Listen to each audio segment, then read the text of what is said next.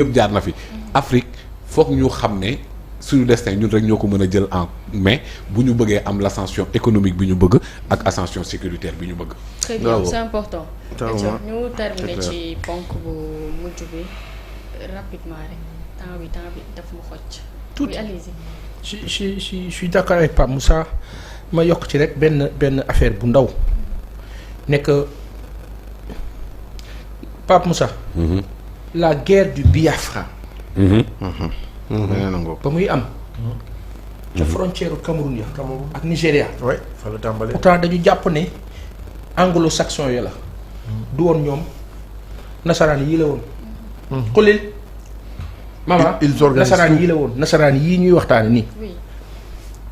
Sur 100 000 conflits en Afrique la majeure partie c'est dû à quoi? À des terres, à de l'espace, à du sous-sol.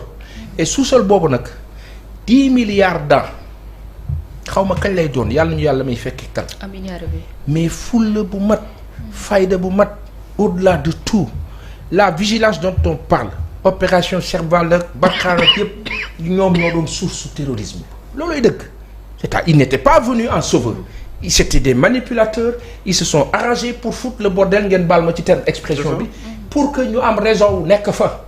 Ce sont des pompiers pyromanes. Exactly. mais comment. non ça loolu du ko jarul comment la chose elle est simple. laquelle oui. tous les problèmes yi am ci zone ñoom tubaab yi li ñuy woowee région notre région là Afrique de l'Ouest bi problème yi fi am yëpp Afrique yëpp sax laay wax mais bu dee Afrique de l'Ouest yëpp ñoom la. waaw expliquer ma naka la dooree ñoom. non jar du ma la expliquer xam nga ko c'est-à-dire que Pape du ma la expliquer. ay Libyens ñoo rey non du ma la expliquer Pape du ma la expliquer du ma xam nga ko dama lay wax benn affaire. quand les gens disent même quand les gens disent que way Wagner dafa ñëw affaire bi gën a yokk non quand on massacrait des Dogons jiñ ko pël yi c'est-à-dire mooy fumisterie bi gën a garaaw bi am foofu. ñëw ne 100 Dogons rey nañ leen pël yi la Dogons ya fàq ca langa dem rey ay pël mande si le même spectre bi am diggante Hutu ak Tutsi au Rwanda nasaraan ko dox moo ko organisé Hutu ak Tutsi benn xeet la. comment ça. ay halpulaar lañu ak pël. comme Dogon ak pël rek. non dama lay expliquer c'est-à-dire halpulaar bi non je veux dire pour te dire la capacité de nuisance de ces gens-là. mais pas ça. bàyyi màggali Pape la chose elle est là c'est visible de visu ils se sont organisés ils se sont arrangés ba ci seen documentation yooyu ngay wax ba ci seen documentaire yooyu ils s'arrangent parce que la France quand elle te fait un film c'est à partir du ministère des Affaires étrangères c'est la France Télévision France 2 Antenne 2 bu typique non ministère des Affaires étrangères France 24. non France 24 yooyu dama ne la y'a France Télévision c'est un réseau benn ñaareel pas Moussa ñaareel ba moo di ne bu dee le cas du Sénégal wax nga sànq lu important da nga ne nos services de renseignement nangam tout ça yokk ci le service de renseignement français bi fi nekkoon léegi ñoom dañu war a dem foofu la vigilance bi ngay wootee amee solo nañ yokk vigilance ba parce que fa ñu tolloo noo ñun ci moytuloo ñu parce que ñoom xam nañ ni Sénégal c'est une contrée à sécuriser et à protéger muy ñoom di américains yi ku ci nekk am nga intérêt Sénégal am stabilité. D'accord. loolu daf cee bokk ma jeexalee lenn moo di ne Sénégal multilatéralisme bii muy dugg nii noonu la ciy duggee ci coopération de défense sorewuñ ci nag kilifa yi ñooñu gën a xam noonu la Sénégal di amee coopération ak les Allemands ak les Anglais ak les Français ak les Russes ak les Américains. D'accord. pour ak la Chine pour que ñu gën a tranquille Mali nga nee rayante ba amoon na fu mu tolloon wàññeeku na boo demee ba armée malienne mënul dugg kii daal parce que dañ leen ne foofu amul leen fa accès daxa metti moment bañ fa amul accès tubaab yaa fa doon am accès di gàddu seen or di yóbbu nañu defoon rek ca 39 45 ba ñu sàccee ca esclavage ba doy yóbbu or ba mu cóolee laata allemand yi ñëw De Gaulle dana jël leen or bi daw denc le fort de Bakel c'est quoi diggante Bakel la ca des wàcc ki jëra yéeg nos frontières là donc aujourd'hui nañu bàyyi xel ne Sénégal nag dafa am lu mu war a def wuti doole davantage doole nga am doole fii am ko fii ñu am lu ñu la ragalee carte gi leer loolay dëgg.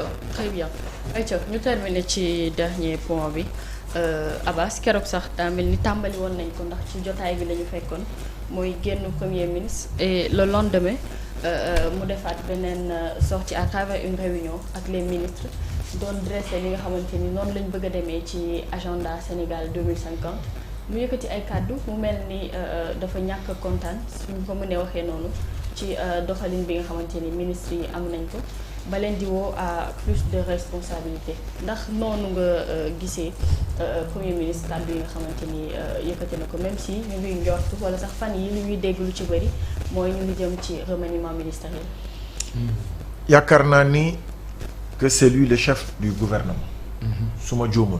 bien sûr. gouvernement bu Sénégal ginnaaw yàlla premier ministre lañ ko dénk. moom nag moo yore la coordination de l'activité gouvernementale. te bul fàtte ni dans le projet PASTEF c'est lui le général qui doit présenter un bilan à mi-mandat et en fin de mandat depuis ñu toogee ba léegi at ak juróom-benn weer dugg na bu ñu doon xayma lan la ñu réaliser waroon naa gën a bari lii mu jàpp ni vitesse bi war naa mën a àgg léegi ci 70 jàpp 90 kilomètres à l'heure avant que ñuy atteindre la vitesse croisière dans la mise en œuvre des politiques publiques mu gis ni nag pas tous les ministères am na si yoo xam ni laaj nañu c'est des ministères yoo xam ni biñ leen fi tegee ba léegi dara defuñu ko. sentiruñu leen. non du sañ leen sentiru dara lañ fi deful mu am ñoo xam ni kan mooy ministre de l'artisanat et du tourisme. Mountaga Diaw. waaw nee na ministre de la santé. Ibrahima Sy Ibrahima Sy xam nga donc bàyyi ma eggale bul nee na fonction publique Olivier Boucar noppi yow bàyyi waa jaajëf waa di service n'est-ce pas mu gis ni am na ñoo xamante ni ñi ngi doxal waaye mënoon nañu gën a doxal parce que yaakaar gi ci ñoom la gën a fës mu am ñoo xam ni ñi ngi ci yoon bi ci trajectoire bu baax bi maintenant nag comme c'est un tout dégg nga la wax ci même bateau la ñu dugg ñoom ñépp te moom mooy commandant de bord bi il faut que équipe bi am homogénéité ci coordination bi am homogénéité ci résultats yi ba pare am une coordination ci li nga xamante ne moom la diw di def kele di ko def keneen di ko def keneen di ko def ba tax na nag ginnaaw kaddu yu mu yëkkati woon def na lëlu biiram ah lëlu biir gi nag mooy mu wax ñenn ñi mais yëngal leen doxal leen ci liñ leen di xaar ubbi leen seeni buntu tey am na ministre yoo xam ne pour nga gis leen dafa mel ni ay demi-dieu lañu doo leen gis sax sur le terrain xamuloo lan la ñuy communiquer waxuñu waxtaanuñu jëfuñu jëflantewuñu loolu nag bu fekkente ne noonu la ko ñooñu bëgg a jàppoo kar naa ni ba fi lekk 3 mois yi di ñëw nii ñu able mooy gën. incha allah ci kàttanu yàlla ak mbaaxam avant que